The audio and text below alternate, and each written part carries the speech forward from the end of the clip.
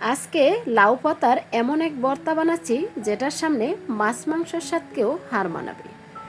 এই এক ভর্তা দিয়ে যে পাতিলের সমস্ত ভাত শেষ হয়ে যাবে সেটা গ্যারান্টি দিচ্ছি। লাউ পাতার ভর্তা তো অনেকেই খেয়েছেন, কিন্তু এইভাবে কখনো বানিয়ে খেয়েছেন? ভুল নিয়মে বানালে স্বাদ কিন্তু একদম পাবেন না। আসল টিপসটা কিন্তু এখানেই। ভর্তা বানানোর শেষ ধাপে মাত্র সিক্রেট দুইটা জিনিস মেশানো হয়েছে, সেটার কারণে স্বাদ কিন্তু 10 গুণ বেড়ে গেছে। সেই সিক্রেট দুইটা জিনিসের স্বাদ জানতে হলে ভিডিওটি লাইক দিয়ে কন্টিনিউ করবেন। আশা করছি আজকের সাধারণ লাউ পাতার রেসিপি আপনাদের কাছে অনেক অনেক ভালো লাগবে। হ্যালো এভরিওয়ান, আসসালামু আলাইকুম, welcome back to my channel. আপনারা সবাই কেমন আছেন? আশা করছি যে যেখানে আছেন সবাই অনেক অনেক ভালো আছেন এবং সুস্থ আছেন। কাছে অথবা দূরে, দেশ অথবা দেশের বাহিরে যে যেখান থেকে ভিডিওটি দেখছেন সবাইকে অসংখ্য ধন্যবাদ। সবার জন্য অনেক অনেক দোয়া এবং শুভকামনা রইল। চলুন কথা না বাড়িয়ে দেখে নেওয়া যাক আজকের সাধারণ লাউ পাতা দিয়ে অসাধারণ ভর্তা, তাও আবার সিক্রেট দুইটি জিনিস দিয়ে। এখানে আমি কয়েক পিস লাউ পাতা নিয়েছি, ডাটাগুলো আমি আলাদা করে রেখে দিচ্ছি। আজকে শুধু পাতা দিয়েই ভর্তাটা বানাবো, তার জন্য পাতা নিয়েছি। পাতাগুলো আমি এখন ছোট ছোট করে কেটে নিব। লাউ পাতার ভর্তা যে এতটা মজার হতে পারে আজকের রেসিপি শেষ পর্যন্ত না দেখলে আপনি বুঝতেই পারবেন না। আমরা কিন্তু কম বেশি সবাই ভর্তা বানাই, কিন্তু ভর্তার স্বাদ বাড়ানোর জন্য শেষে সবসময় দুইটা জিনিস অ্যাড করবেন। সেটা জানতে হলে শেষ পর্যন্ত দেখবেন এবং কমেন্টের মাধ্যমে মূল্যবান মতামত রাখবেন। শাকগুলো একদম ছোট ছোট করে কেটে কড়াইতে তুলে নিলাম। এখানে আমি অফ ক্যামেরায় 4 থেকে 5 বার পানি পাল্টিয়ে শাকগুলো ভালো করে ধুয়ে নেব, যেহেতু শাকে সবসময় ভালো থাকে। তো এখন আমি অফ ক্যামেরায় 3 থেকে 4 বার পানি পাল্টিয়ে শাকগুলো ধুয়ে নিয়েছি। এখন আমি এখানে অ্যাড করে দিচ্ছি কয়েক পিস কাঁচামরিচ। তারপরে অ্যাড করে দিচ্ছি এখানে ছোট সাইজের একটি পেঁয়াজ, আর এখানে অ্যাড করে দিব 5 টুকরো রসুনের কোয়া ছোট করে কেটে। এখন চলে আসলাম কিচেনে।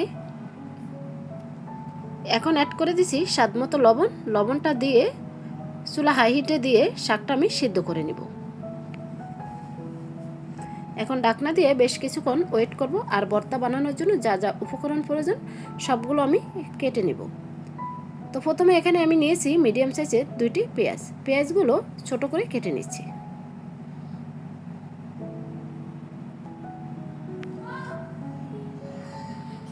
তো এক এক করে পেঁয়াজগুলো আমার কাটা হয়ে গেছে, একটা বাটিতে তুলে নিচ্ছি।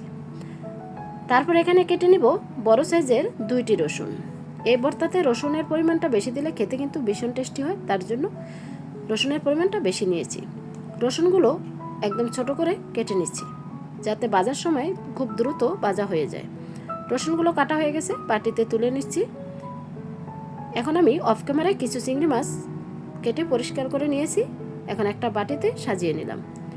তারপর আরেকটা বাটিতে নিয়ে নিলাম পরিমাণ মতো শুকনো মরিচ। প্রথমে যেহেতু কাঁচামরিচ দিয়েছি, এখানে আর কাঁচামরিচের প্রয়োজন নেই। তো চলে আসলাম কিচেনে। এ পর্যায়ে দেখতেই পাচ্ছেন শাকটাও পুরোপুরি সিদ্ধ হয়ে গেছে। এখন 3 থেকে 4 মিনিট নেড়েচেড়ে পুরো পানিটা শুকিয়ে নেব। যাতে এই শাকে পানি না থাকে সেরকম করেই শুকিয়ে নিতে হবে। পানি থাকলে এই ভর্তাটা খেতে কিন্তু একদম ভালো লাগবে না, ফানসে লাগবে।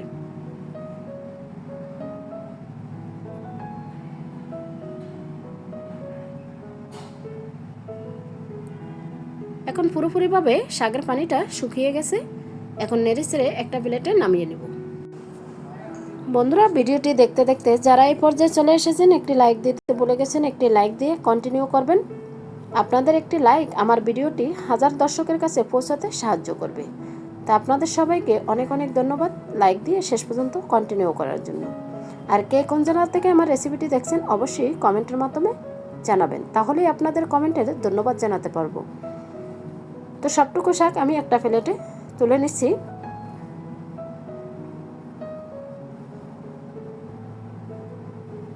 এখন কড়াইটা আবারও একটু ধুয়ে নিলাম, তারপর দিয়ে দিচ্ছি পরিমাণ মতো তেল। তেলটা হালকা গরম হয়ে গেছে, এখন আমি অ্যাড করে দিচ্ছি এখানে শুকনো মরিচ। যেহেতু শাকের সাথে কাঁচামরিচ দিয়েছি, এখানে আর কাঁচামরিচ দেওয়ার প্রয়োজন নেই। আর এই ভর্তাটা একটু জাল জাল বানালে খেতে কিন্তু ভীষণ টেস্টি হয়। ঠিক এইভাবে লাউ শাকের ভর্তা বানালে বাচ্চারাও কিন্তু খুব পছন্দ করে খেয়ে নেয়। যেমন আমার ছেলের খুবই পছন্দ এই লাউ শাকের ভর্তা। তো মরিচগুলো আমি ভেজে সেম প্লেটেই তুলে নিচ্ছি। বাকি তেলের ভিতরে দিয়ে দিচ্ছি এখন আমি চিংড়ি মাছগুলো। চিংড়ি মাছগুলো নেড়ে চেড়ে এখন এখানে দিয়ে দিব সামান্য পরিমাণ হলুদ। হলুদ আমি দিয়েছি জাস্ট কালারের জন্য, এটা সম্পূর্ণ অপশনাল, আপনারা চাইলে স্কিপ করতে পারেন। এখন চিংড়ি মাছগুলো একদম মুসমুসে করে আমি ভেজে নেব।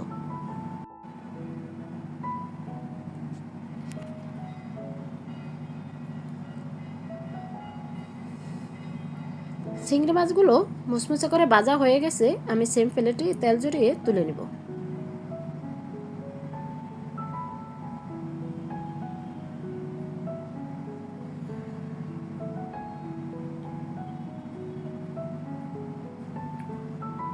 বাকি তেলের ভিতরে এখন অ্যাড করে দিছি রসুন কুচি। প্রথমে রসুনগুলো হালকা করে ভেজে তারপরে অ্যাড করে দিব পেঁয়াজগুলো। পেঁয়াজ রসুন একদম ব্রাউন কালার করে ভেজে নেব, তাহলে এই ভর্তার স্বাদ কিন্তু বহুগুণে বেড়ে যাবে।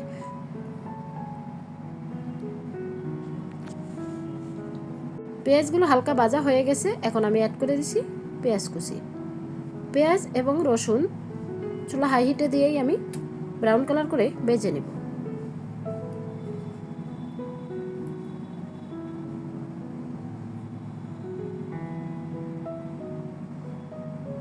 তো পুরোপুরিভাবে পেঁয়াজ রসুন ব্রাউন কালার করে ভাজা হয়ে গেছে, এখন আমি সেম প্লেটে তেল জড়িয়ে তুলে নেব।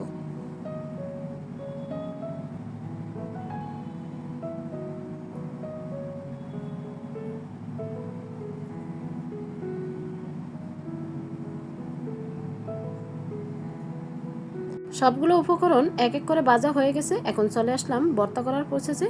বাটনাতে নিয়ে নিচ্ছি শুকনো মরিচগুলো আর দিয়ে দিচ্ছি স্বাদ মতো লবণ। লবণটা দিয়ে মরিচগুলো ভালো করে বেটে নিব যাতে খুব দ্রুত বাটা হয়ে যায়।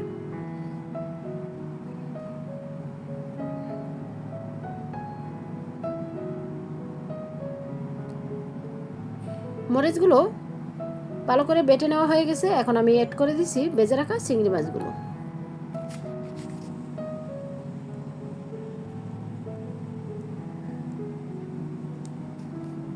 চিংড়ি মাছগুলো একদম ভালো করে বেটে নিব, তারপর এক এক করে বাকি উপকরণগুলো অ্যাড করে নিচ্ছি।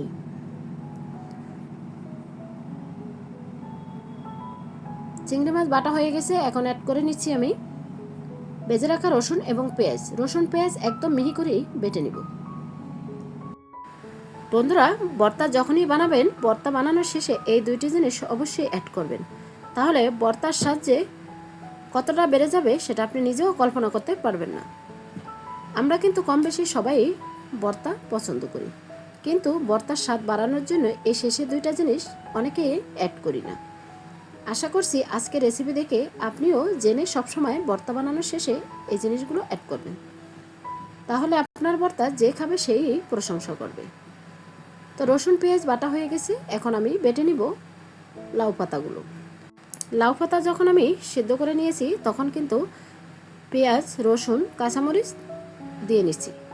ঠিক এইভাবে যদি লাউ পাতা পেঁয়াজ রসুন কাঁচামরিচ দিয়ে সিদ্ধ করে ঠিক এই প্রসেসে ভর্তাটা বানান, বন্ধুরা, ভর্তাটা হোটেলের স্টাইলের স্বাদকেও হার মানাবে, গ্যারান্টি দিয়ে বলতে পারি।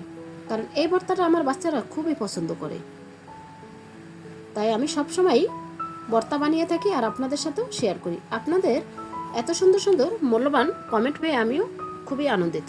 তাই আপনাদের সবার জন্য আমার মন থেকে অনেক অনেক দোয়া এবং শুভকামনা রইল। আর সবসময় এভাবে ভালোবাসা দিয়ে পাশে থাকবেন।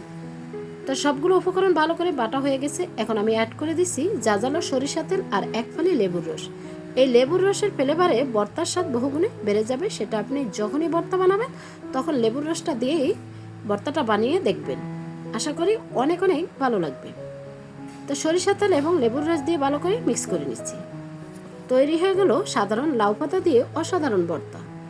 এখন আমি একটা ছোট্ট প্লেটে ভর্তাটা তুলে নেব। আর ভর্তাটা কালার দেখে বুঝতে পারছেন কতটা লোভনীয় হয়েছে। উপরে একটি কাঁচামরিচ দিয়ে পরিবেশন করে নিচ্ছি। এখন আপনাদেরকে দেখিয়ে দিচ্ছি একটি চামচ দিয়ে কেটে কতটা লোভনীয় হয়েছে। তো বন্ধুরা, আজকের মতো এখানেই বিদায় নিচ্ছি। আবারও দেখা হবে নেক্সট কোনো রেসিপির সাথে। সবাই ভালো থাকবেন, সুস্থ থাকবেন। আসসালামু আলাইকুম, আল্লাহ হাফেজ।